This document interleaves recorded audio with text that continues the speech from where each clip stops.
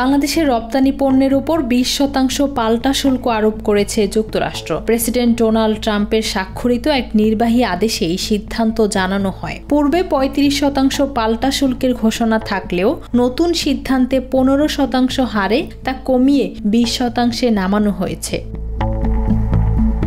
White হাউসের ওয়েবসাইটে প্রকাশিত আদেশ অনুযায়ী শুধু বাংলাদেশ নয়, ভারতের উপর 25%, পাকিস্তান 19%, মিয়ানমার 40%, শ্রীলঙ্কা ও ভিয়েতনাম 20% সহ আরও কয়েকটি দেশের উপরও নতুন শুল্ক হার আরোপ করা হয়েছে।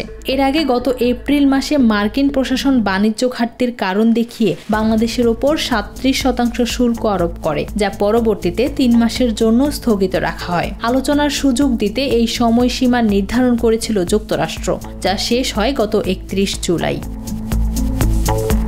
বাংলাদেশের অন্তর্বর্তী সরকারের প্রধান উপদেষ্টা অধ্যাপক ডক্টর মোহাম্মদ ইউনূসকে পাঠানো এক চিঠিতে ট্রাম্প জানিয়েছিলেন শুল্ক হার 35% নামানো হচ্ছে, তবে নতুন চুক্তির আলোকে তা আরও কমিয়ে 20% করা হয়।